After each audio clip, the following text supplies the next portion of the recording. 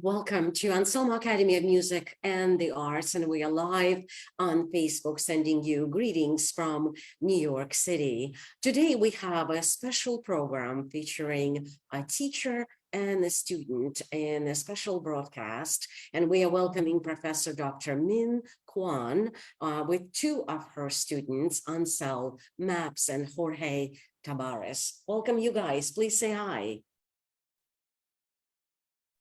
Hi. You're muted. Yeah, please unmute and say hello. Oh, wow. Technology and me, we're not friends. But hi, good morning, everyone. So nice to be here. Welcome. Thank you for joining us. So we will feature our guests today, their performance videos, their photographs, and also share dialogues. But first, just a couple of announcements from Anselmo Academy. We are arranging for multiple student recitals this spring in Manhattan, Upper East Side, and Harlem, in Brooklyn, in Queens, and New Jersey, and Rockland County. And you can see a schedule of these recitals in our recent newsletters that you can find at our website, anselmoacademy.org. If you'd like to attend, it's free admission, so you're welcome to come and see our students perform. We also starting to promote summer. We specialize in private lessons, but mostly in enrichment type group class program that we arrange for students of all ages, from nursery schools to adults. And we provide a flexible curriculum and flexible schedule. So please inquire within. And the last announcement, we have another broadcast coming up this Sunday on May 7th, featuring 5th Anselmo International competition winners, and we'll provide further detail in just a couple of days. Please subscribe to our social media platforms, Facebook, Instagram, YouTube, and please feel free to share your comments, suggestions, and subscribe to our 2E newsletters that you can find at our website homepage, anselmoacademy.org. You can scroll all the way to the bottom right, and there are two subscription opportunities for e-newsletters. First is the Academy newsletter, and second is called On Stage, where you'll see different information about our programs, but also events like these are listed in our newsletters. That's about it. We hope you enjoy our program today. Can we please have Dr. Min Kwon profile picture on the screen as I share her accolades? Wonderful. Korean-born American pianist Min Kwon has a multifaceted career. She is a performer, she is a pedagogue, she is an arts advocate, she is an administrator and founder of nonprofits, and she has held professional engagements in over 60 countries on 7 continents and all 50 US states. She is a professor of piano at Mason Girls School of the Arts at Rutgers University since 2002, and she is also the founder and director of the Center for Musical Excellence, CME, a nonprofit dedicated to mentoring and supporting gifted young musicians. This is a very extensive bio. We will post a full bio in the comments. I'm just providing the highlights. Min also is artistic director of Music Made Here, which is concert series inaugurated in 2018, where she brings world-class talent to intimate venues. As soloist, Min Kwon has performed extensively throughout the world in Europe, North and South America, Asia, with orchestras such as Philadelphia, North Carolina, Atlanta, New Jersey, Fort Worth, Aspen, and many others. As a recitalist, she performed at Weill Hall at Carnegie Hall, and I'd like to feature that she returns each year as artistic director of critically acclaimed theme concerts featuring Rodgers pianist. And I actually have attended that a few years back, which was really special and wonderful. She is also an avid chamber musician. She has performed in numerous duo and chamber recitals around the globe. But specifically, I'd like to highlight that with her sister, violinist Kwon, who is first a violinist at the Metropolitan Opera Orchestra. She has given over 200 recitals on community concert tours, CAMI, and has collaborated with principals of multiple orchestras. In addition to her collaboration with her sister, they made a duo recording for RCA, Red Seal BMG in 1996, as the first Koreans to do so in a company's 100-year history. Min also recorded Schubert and Liszt, released by MSR Classics, which received a Grammy Award. Dr. Kwon has led masterclasses worldwide, from Shanghai to Beijing to Hong Kong to Singapore to Royal College of Music in London to Finland, Italy, and many more worldwide known locations, including Juilliard, Mannes School of Music, and NYU. Min Kwon holds a Doctor of Musical Arts and Master of Music degrees from the Juilliard School and a Bachelor of Music degree from the Curtis Institute of Music, completing postdoctoral studies in Salzburg. From 2015 to 2018, she served on the Juilliard Council as the first and only alumni to be invited. She counts among her teachers and mentors Eleanor Sokolov, Martin Kahn, Leon Fleischer, among others. And we are ready to feature what you, by the way, heard as a first video was from a series that Min created called America Beautiful, which we will talk to Min, shortly in just a few minutes. The piece that you heard called United Underdog, written by Layla Adu Gill. And now we're going to hear a piece by Tyson Davis from the same series called American Tableau for piano, number 11. Take a look.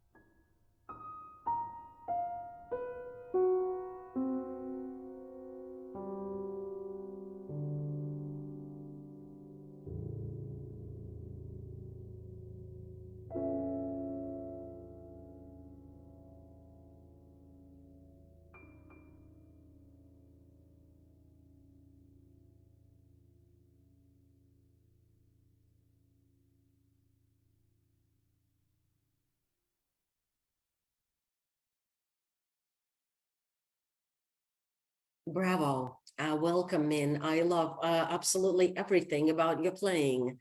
And thank you so much for joining us today. We're going to continue with a dialogue with questions that I will ask you, and feel free to share your thoughts, your commitments, your passions, etc. So first questions. Actually, it's like two-part questions. So what do you feel your role is as a mentor and teacher to your students? You can share stories, your inspirations, motivations. And part two would be, how did it change over the years? Go ahead.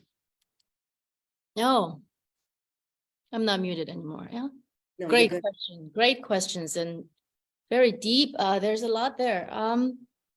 I would say I am someone who wants to teach students to be their own teacher, of course, and with all due great respect to Beethoven or 109, I think a teacher should teach more than how to play Beethoven well, or how to make crescendo here. Why are we making this passage slower or more ritardando? You know, I like to teach the whole person as an artist. So for example, if a student comes in and I sense something in the energy, in the way that the student plays, there's no point discussing how this passage in the etude should go. But I simply ask, what is going on with you today? You know, because knowing the person and helping them as a whole person, emotionally, mentally, I think this is all connected. And also the other part is I've always been, maybe it's because I've been from an environment where I went to Curtis and Juilliard and top schools, started with great teachers. And I also started with this sort of a very narrow mindset. As much as I loved music, I thought that our path was to go to competitions, win some, or keep trying until you win and make a career that way. But it's actually now looking back, how limited is that? You know, you love music and all the students that come to me. And that's one of the things I really love teaching at Rutgers too. Because when I got there, oh my God, these musicians, not just pianists in my studio, but in the whole university, they had different goals. You know, they are in it because they love it so much, but they go out and become public music school teachers, or they become church music directors, or they're, you know, band directors, or there are so many different ways of making music, living in this life in music, and, you know, impacting the people around you. And I realized then my goal had been for a long time through Curtis and Juilliard and doing these competitions. And I remember one time I was nearing the graduation, and then I really was lost. What am I going to do now once I graduate? You know, even with a doctorate from Juilliard, what do I do? What does that mean? You know, and I remember my teacher would tell me, well, do more competitions. Let's do more competitions. So this is actually an advice that I would never give to my students. In looking back, so I've been at Rutgers now 23 years. Can you believe that? I think some of my students, you guys were not even born, maybe, when I started. But you know, but mostly I work with very advanced students, grad students, like some of you, two of them you are meeting today. But I've taught, I think, 3 or 4 undergrads during that 23 years. But it was interesting for me to reflect this morning, all of them are actually conductors and yeah, collaborators, working with singers and opera companies. And I think this is very sort of telling of how I advise my students to become, because being a pianist is not just about playing Chopin scherzo, you know, or practicing, you know, Rachmaninoff etudes all day, you know. But what is your talent? What is your personality? What is your temperament? You know, where can you contribute?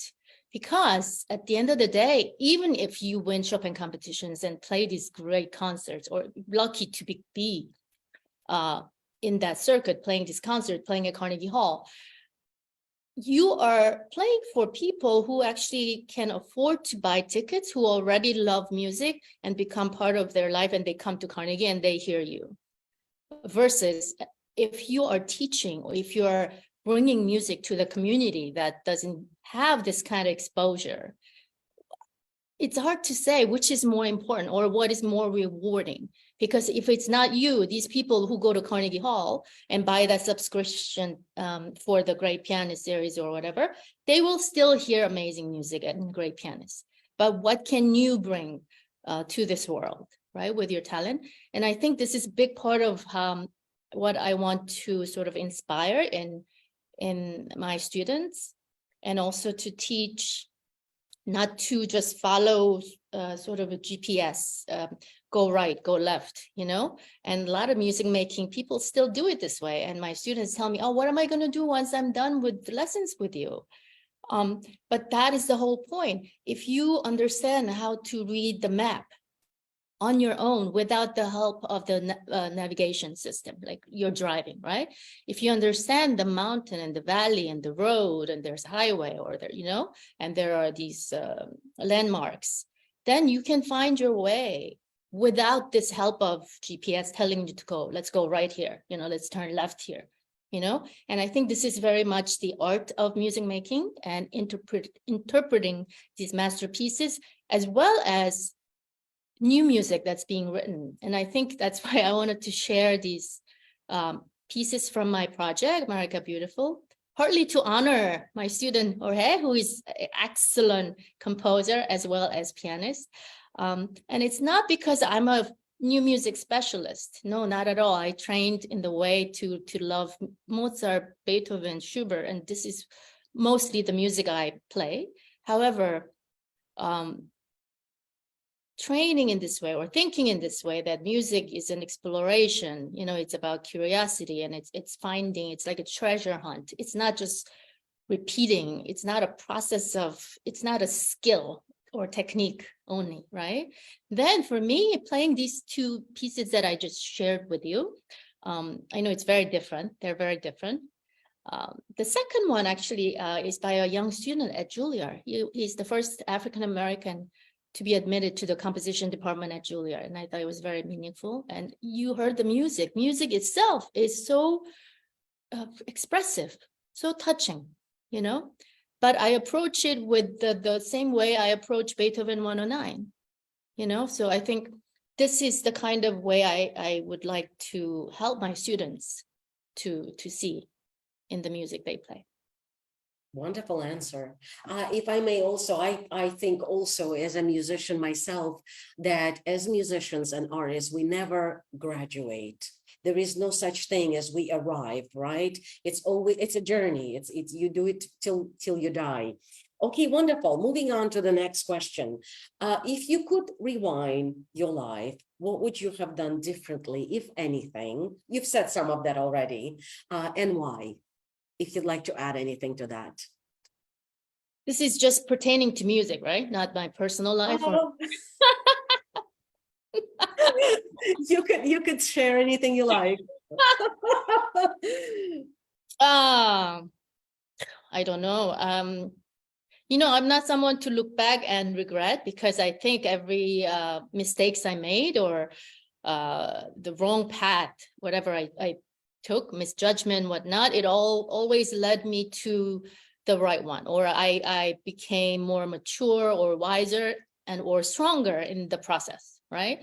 So there's no point going back and regretting, oh, I wish I should have done that, or I should have done this.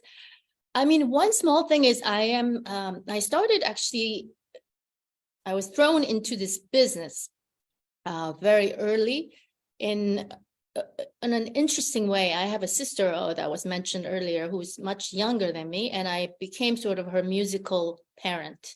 I was only in my early 20s, and my teacher at Juilliard would say, what are you doing? You have your own piano, you have your own career to think about.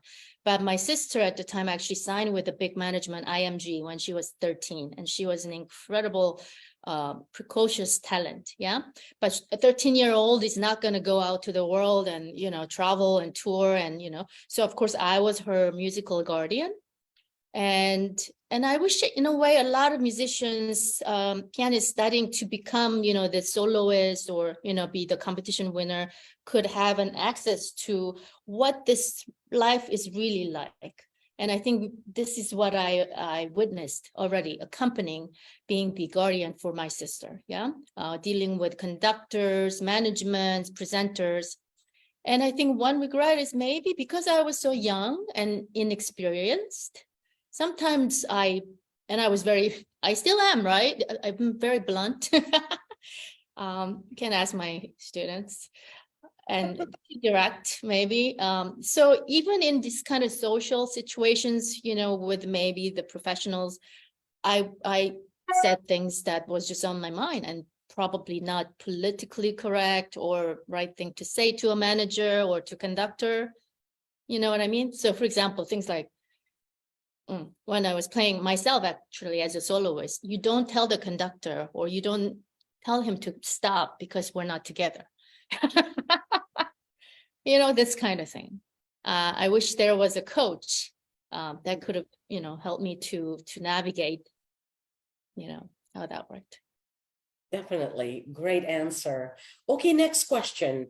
If not piano, what else could have been your profession? Share your other passions, interests. Yeah, that is actually very clear. A journalist, I think, because, and this is something I was doing a lot already. I think as young as when I was in the doctoral program and after I lived in Europe, and there was an opportunity, and I had always this curiosity about other people, what makes them tick and what's their experience, what's their perspective in their journey. So it was a good excuse to want to interview them, like I can already tell you are fantastic with the questions you ask, how you perceive. And I always felt like I learned best by me not talking, but listening to other people talk. And so I was very lucky to be a contributing editor, writer for major magazines in Korea, my home country, Strad. And so not just pianists, and then there's a very important magazine called Piano. So, I was interviewing people like Kissen, Zimmerman, Utsida, Pariah, you name it, And this was so fascinating to be able to talk to them. And it's something, so I've done that for a while, and it's something I still think about. And I think, again, going back to the America Beautiful project of about 75 composers, that the fact that I was able to interview them and get into the psyche of how their minds worked, this is just really fascinating for me. Wonderful. I wish you had written that in your bio. That would have been a great addition. Okay, musical influences. Who are the people that make you tick? Whether it's piano, conductors, musicians, performers. Oh, wow, that really varies. Sometimes it could be a pop artist, actually, or a jazz musician, it's not it's interesting. I have students who only listen to solo piano, and not interested in going to symphonies or, chamber music. And they say, because they love piano so much, but that is not right, right? Because, I have to say, I love sitting in the concert hall and just enveloped, surrounded by this symphony sound. And this is something, I think my mom, LA Phil, came to Korea when I was 9 for the first time. And this Korean conductor pianist, Myung-Hoon Chung, who was my idol for the longest time, played from the piano, 488 Mozart, and conducted. And I remember that like yesterday, because that was that defining moment that made me, I want to do that. And it was interesting. It's not like I want to be that pianist sitting at the piano conducting, but the thought was more like, I want to be, oh, sorry. Did I lose you? No. Okay, I got a call, sorry. But it was more like, I want to be among those people on stage, making music, making this sound.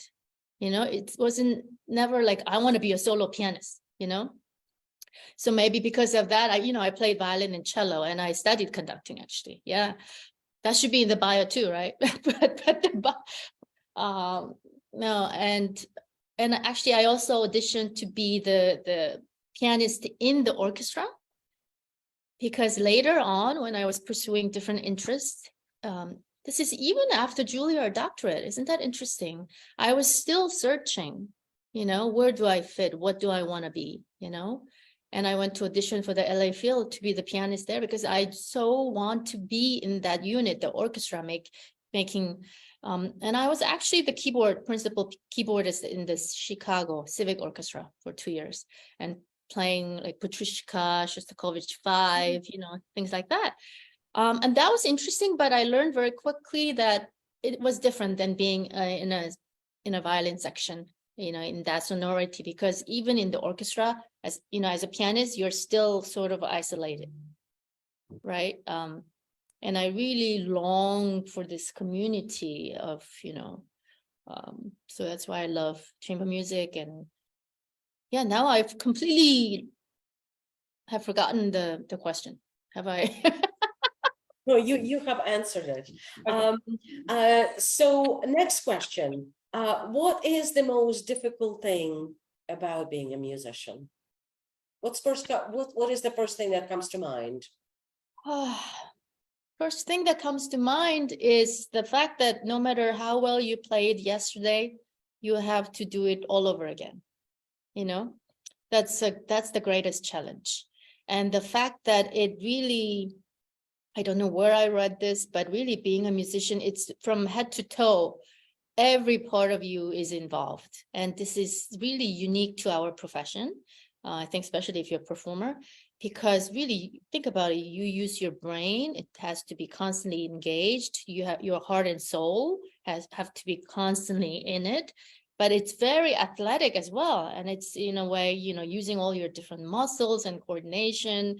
And if you're a little off and physically, not having a good day, or this just cannot be. So I really think that is the greatest challenge. Yeah. Yeah, great. And next question. If you could use magic to do any one task, what would it be? Oh, yeah, that's fun. That's fun question. While teaching or just Anything. general? Oh, I wish I could fly. I mean, I love traveling, but I don't like to go to the airports and getting on the plane and, security check and all that. So if I could fly and get to all these destinations, that would be my magic trick without having to take a plane. Mm. Good one, right? Wonderful. And talk briefly about your America Beautiful project. Tell us a little bit what motivated you. And since all the pieces that we are playing today are from that project, you've mentioned it a little bit, but give us a little bit of your inspiration for this project. Yes, thank you. Thank you so much for asking. And thank you for playing those videos, because actually until this project, I was someone, I cannot look at myself, especially playing. And so I really worked really hard that there's no video of me on YouTube. Yeah. But then with this America Beautiful project, that is really the first time I started actually intentionally filming all these pieces. And as you will see different locations. I think that's very much part of the expression of the music. But America Beautiful basically is my passion project, my pandemic project, something I've been wanting to do, but didn't quite know what and how. So, you mentioned how, I wear multiple hats, but as a professor at Rutgers and head of piano at the time, I was running these piano galas at Carnegie every year with different themes.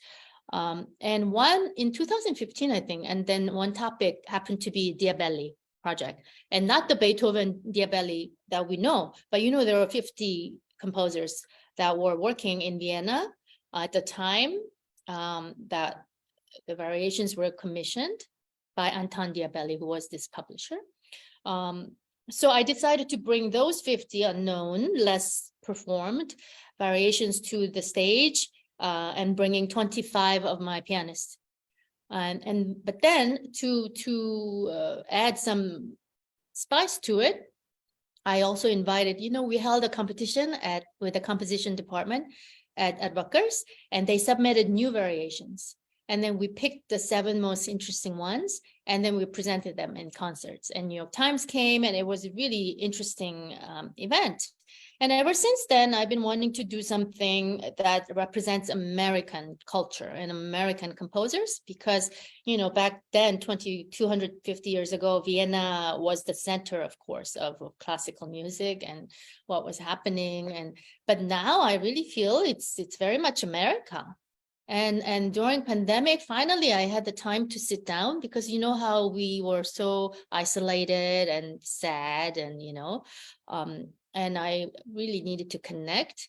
And then I thought, I'm going to start listening to see who's writing what kind of music in America. And I was really blown away by the diversity, of what's out there. So American music is not just Philip Glass or, John Adams, and also the age group, so I got to know as young as 21-year-old composer to 96, Sam Adler. And this is just an amazing collection. And that's what happened. And I started contacting them and asked them to do something for America, which seemed to be in a dire situation, starting with 2000 and pandemic. And then, so, it took some convincing to some composers to write a variation. And then, of course, I should go back. What should be the theme? What do they write the variation on? And America Beautiful, America the Beautiful, the song seemed like the perfect topic for us to be thinking about.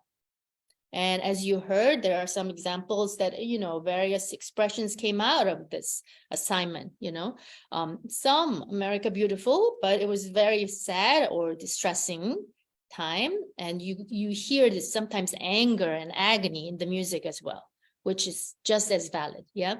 And then we hear some, much lighthearted ones or more celebratory ones or hopeful music. I mean, there's really all kinds of styles also represented, atonal to experimental to, late European to neoclassical to minimalist to American ragtime to jazz. And I just it was so fun. So fun, all consuming. But so fun to be working on this project. And of course, it didn't end. It's continuing, and I hope to play more and more. Wonderful. Thank you so much, Min. We have a little change in our program.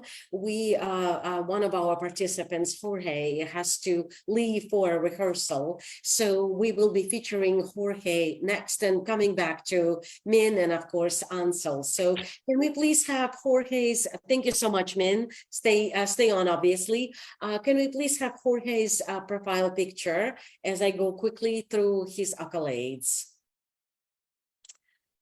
A Spanish composer and a pianist, Jorge Tavares. He completes his BM with honors with a double major in composition and piano, having studied with Lowell Lieberman and Irina Morozova at Mannes School of Music in New York in 2018. The same year, he was awarded one of the most prestigious scholarships in Spain, the Excellent Scholarship of the Fundación Rafael de Piano, to pursue his double master in Mannes School of Music, New York, with Lieberman and Morozova.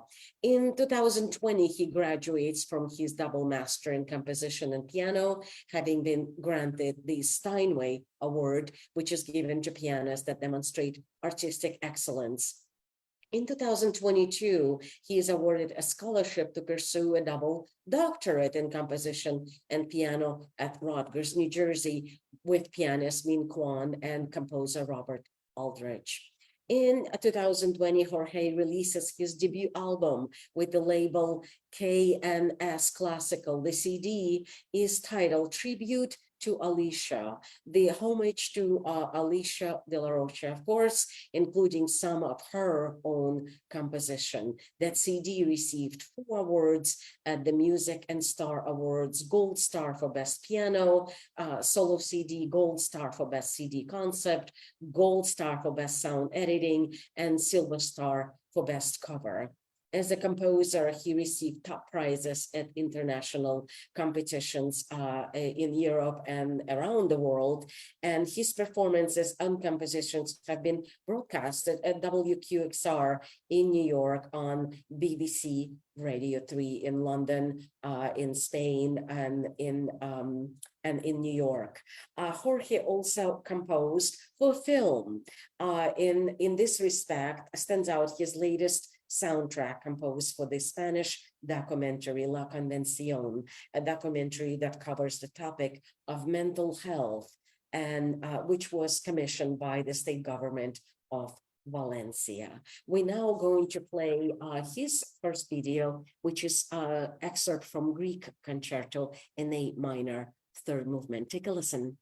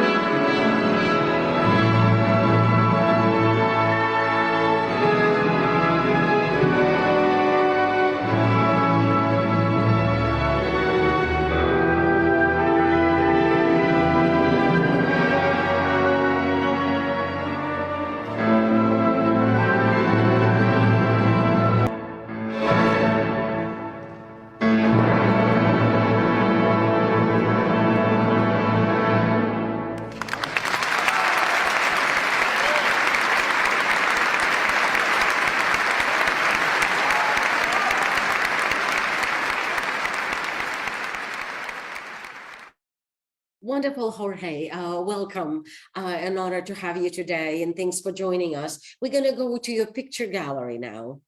So as you see each picture, please tell us who you were with, etc. Great, sounds great. Yeah, so this was in Barcelona, in the in a concert series called El Primer Palau. And this is the Palau of Barcelona, the most emblematic hall in Barcelona, very beautiful hall, one of most beautiful concert halls in Spain. And yeah, this was 2020, September 2020. Then this is so that's the base of a Roman castle in Valencia. And it was a very fun event where they had these outdoor concerts in this Roman castle. So behind me, in my back, there's the Roman castle, right? And this was also 2020 in the summer, in this as part of a concert series called Segunda Escena in Spain. And I played a program of solo piano and the concert series, well, the festival, also commissioned me a song cycle that I also got to premiere in this place. I wish I had a better photo that could show the castle behind us, but I don't, because it was a very beautiful place. Then this is my friend Jorge Huelga and me. We in New York in National Opera Center, and this was in 2021, and the very end of 2021, we got to premiere together my viola sonata, which we will play shortly. This is in the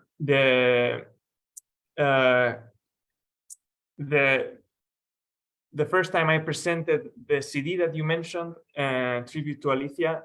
So the pandemic hit, so we couldn't have a live concert.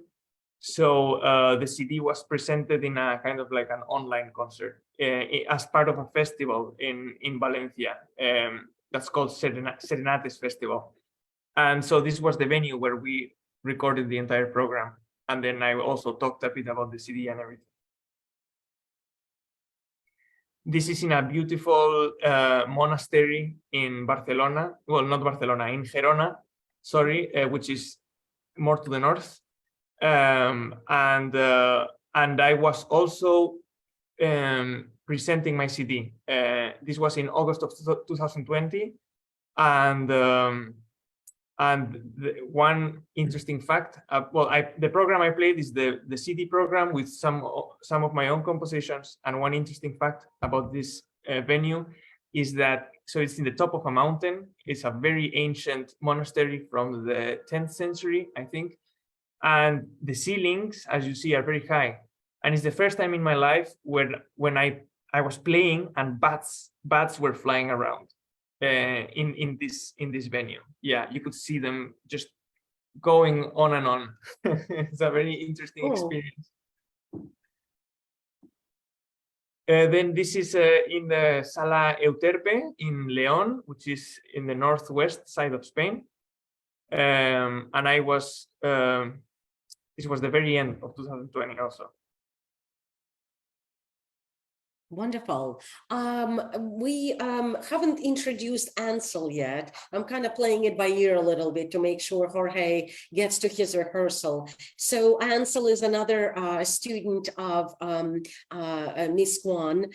And without introducing you further, I'd like to go to a quick dialogue with a few questions that I prepared for the both of you. Ooh, my paper just flew.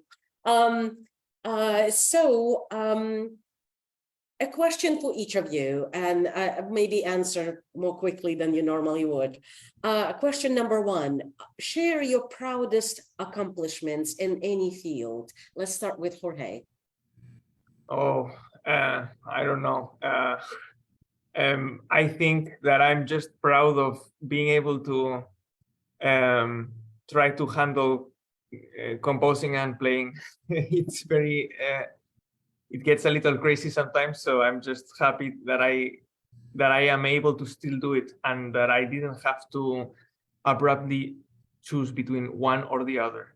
I hope that moment never comes, but yeah. Beautiful. Ansel?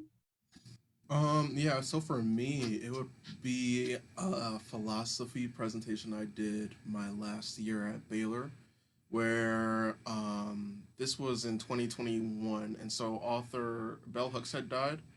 Actually, it was 2022 because she died in winter of 2021. And then, so I put together a presentation with playing and me and another piano student, and then some of the philosophy faculty actually at the university. I was able to get the space, and we were able to put out this program, and it was really nice, contrasting Bell Hooks' life with works by Florence Price and also Margaret Bonds. Wonderful. Next question. Your favorite performers, and what do you personally take away from them being your mentor or idol? Jorge. Okay, I'm gonna go with Rachmaninoff because he's a composer performer, and I love that what he does is always very different from what his own score says. Wonderful. Ansel? For me, it would be probably Claudio Arau, just because of the depth of playing. There's some real emotional content, I think, Arau's playing. Wonderful. Next question. What responsibilities do you feel you have as an inspiring young artist? Jorge. For me, very quickly, to whatever I do, that I'm not corrupting music. How interesting. Okay, that's it. Yeah, that I am not. I don't know, that I'm not degenerating the artistic products that I put onto the world. I don't know. I guess as a composer, you're always thinking if what you're doing is worth it, right? Or I don't know. So, and if you're actually contributing to music or not. So I guess that's, yeah. That's wonderful. Ansel. I would say that as a performer, I think I have a responsibility to bring something from the music and give it to the audience in a way that they can kind of have this feeling of being with the music too. You know, because that's kind of like, for me at least, when I'm kind of in the middle of working on these things and working on this music, right? And the people who I play for, I mean, they could be from any sort of type of circumstance, any kind of day, or whatever. So I'm the one who is ultimately bringing them something, and just to be able to bring them something that they can enjoy and in the moment just have something to really experience. Wonderful. Thank you. Two more short questions. What career choices inspire you the most, Jorge? I want to keep. I love chamber music. I want to do a lot of chamber music as much as I can. Also solo music, and of course, I want to write as much music as I can. I love writing for concert music, what we know as classical music, right? So for the concert stage, for public concert. I also enjoy writing for film. It doesn't give you the same liberty as concert music, but there are, of course, many more opportunities. So you have to be realistic. So in terms of career choices, yeah, writing as much as I can for any kind of medium, and performing as much as I can, and not closing myself to solo music, but to any kind of chamber or orchestra or anything. Wonderful. Ansel. Now, is this just for music or just Any career choices that inspire you?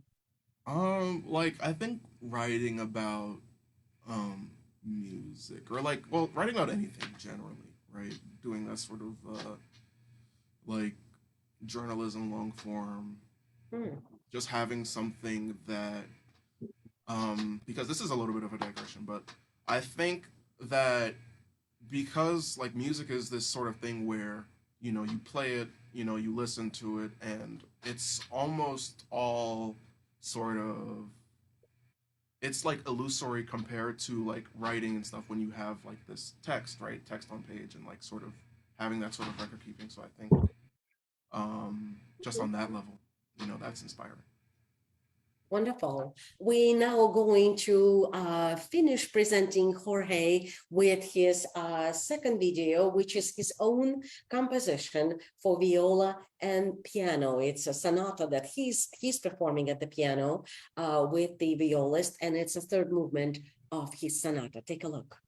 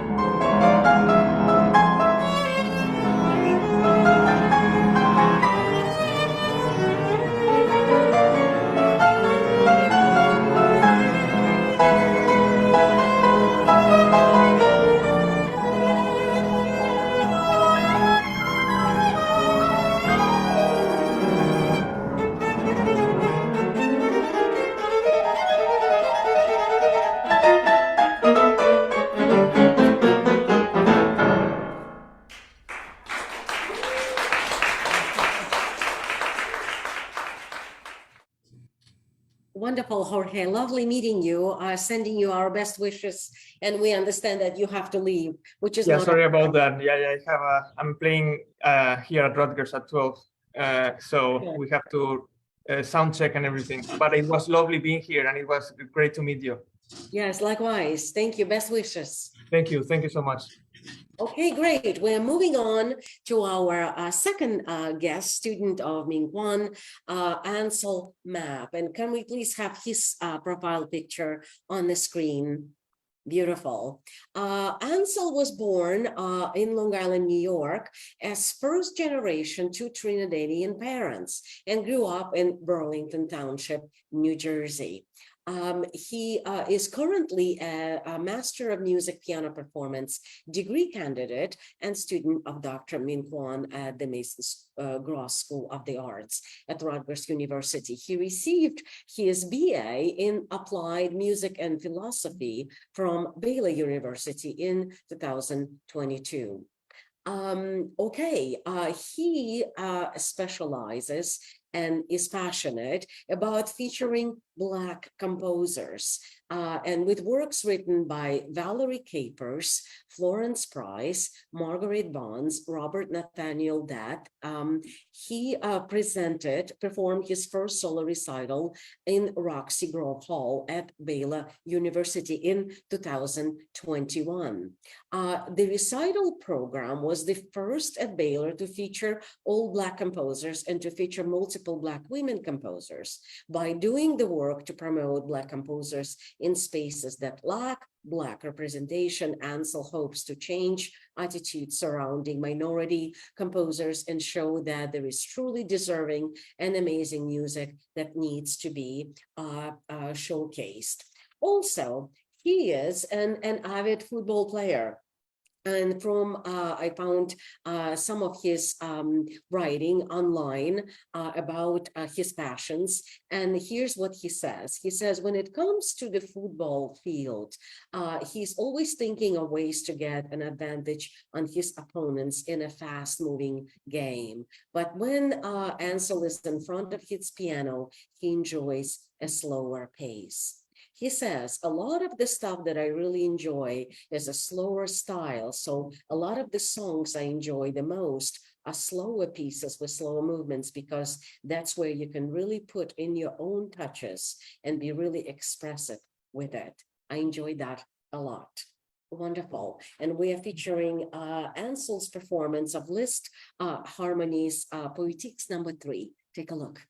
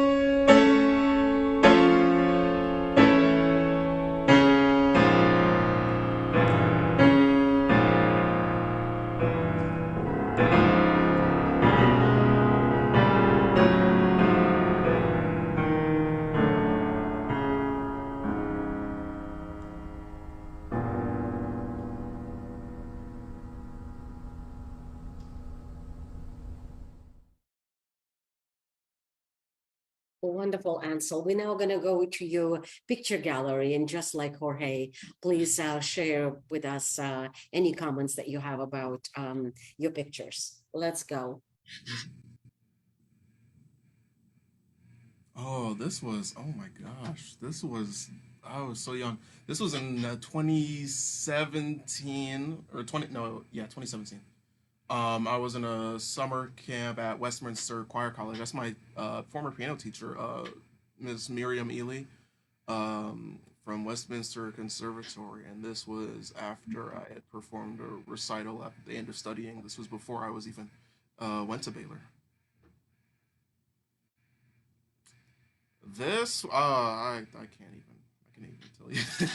I think it was a family event. I was young too. Oh my gosh. Such a baby. Yep. So that's another one, I guess. So that's probably even younger. So I guess 2016. I'd like to think I have a better fashion sense now, but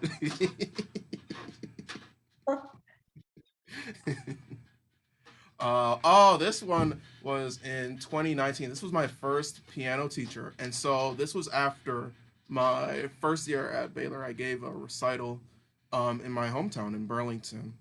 And so this was my very first piano teacher. And I started with her when I was 5, and it was like Suzuki method. So it was really nice to have her come and, here. And I was just surprised because, I mean, wasn't necessarily, I didn't expect her to come. So it was just nice to see her after so long.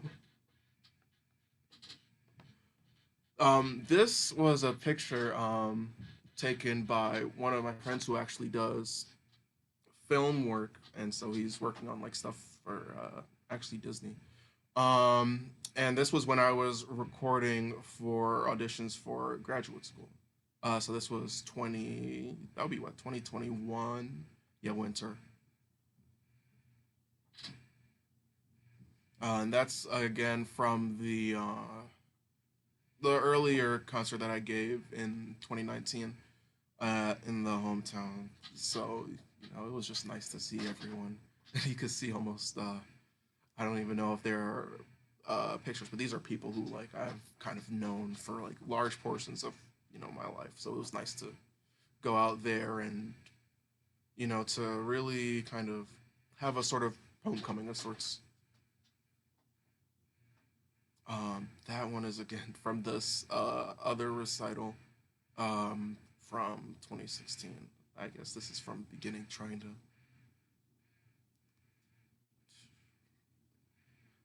Oh, this is nice. So those are both my parents. This was, oh my gosh, 2018.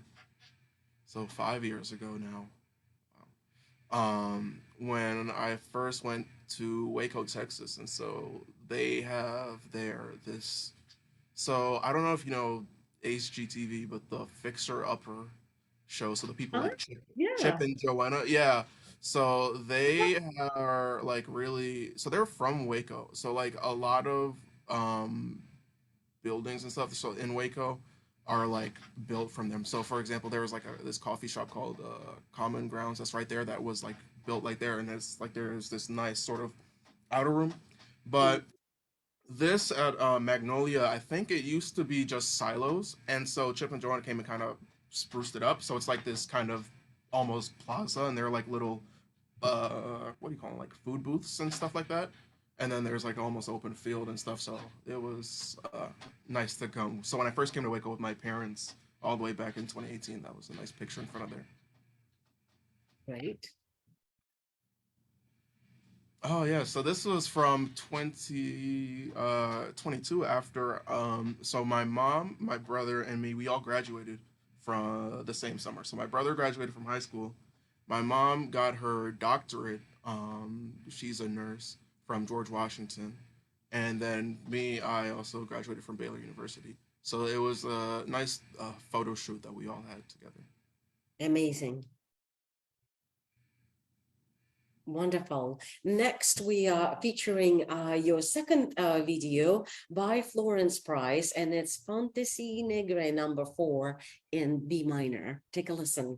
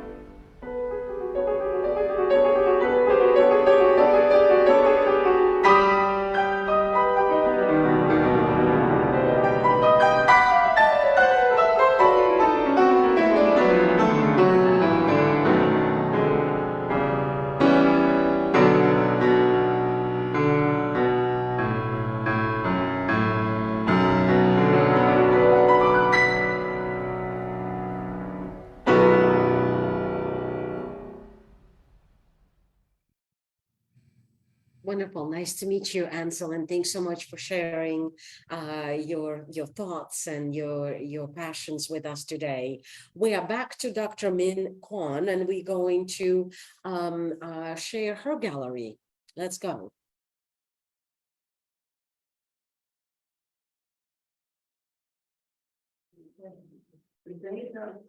So this was one of those, outdoor, indoor, the film shooting for the America Beautiful project. And we were in Rockport, and it's one of the halls that I absolutely adore, as you can see. And you are actually looking at the Atlantic Ocean behind you. Amazing. So this is when I was 4, I won my first competitions with my parents. But just look at me, even after I won, I was so unhappy. Typical. Beautiful. Were Back your in Korea. parents born in Korea? Yeah, so this was in Korea. I came to US to go to Curtis when I was 14. Okay, great. Next. Yeah, so I think that was the maybe performance, or it was the winner's concert. So again, I'm 4 and can't quite reach the pedal. I think I was playing, actually, I remember with the pinky sticking out. I was playing the Sonatina, C major, Clementi.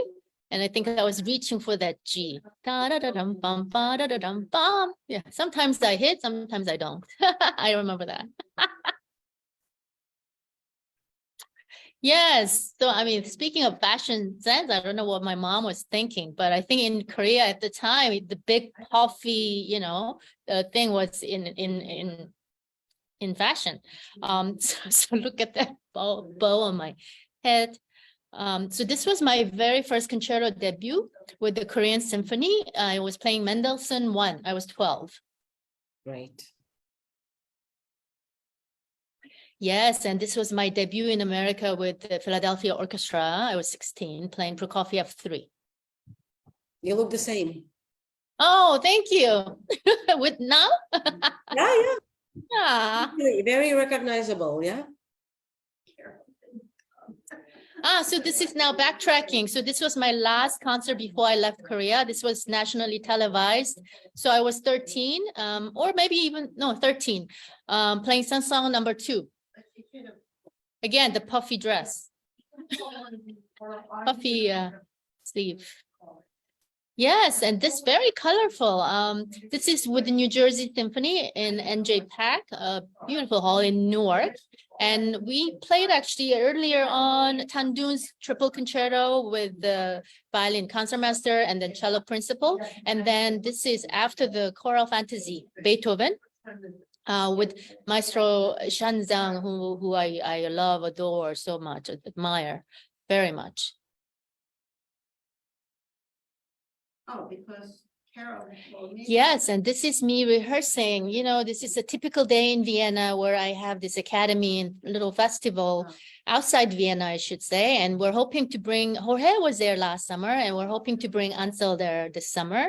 So as you can see, this is 12th century abbey, and it's sort of a nationally, I think it's very historical. I mean, I see tourists come in, and there are still live working monks residing in this abbey with us, and they open it up just for us.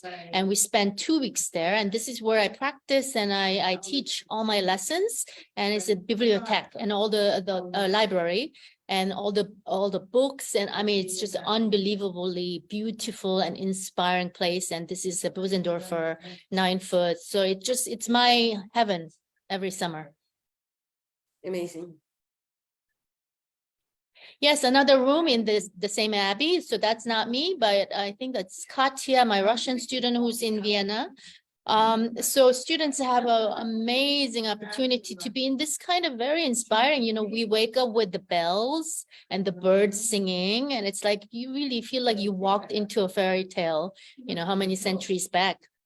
And I think we all once in a while really need, especially as musicians, to go back in time. And because life now is so fast and so busy and hectic, right? And it doesn't really gel with the music that we want to make, I think. They were so appreciative upstairs when I gave them Oh, A woman was coming. This one- out of the country. how did that get there? So I thought it was such a beautiful picture that this photo artist Gail Hadani did for me. So with the wallpaper that she specially painted, and then these flowers, and I mean piano is just an upright. But even in the film, you saw me playing Boston, Yamaha, Steinway, Bosendorfer. So I don't really discriminate, even though I'm a Steinway artist. So even on this upright piano, I think she captured the beauty, of music making. And I just love that. Definitely. Mm. Wonderful. And to conclude our program, the last video we have is we are back with Kwon performing Habanera by John Musto. I guess I hope I'm saying it right. Yes, New York-based composer. Yeah, Yes. he's CUNY. And it's back to this project, America the Beautiful. Take a listen.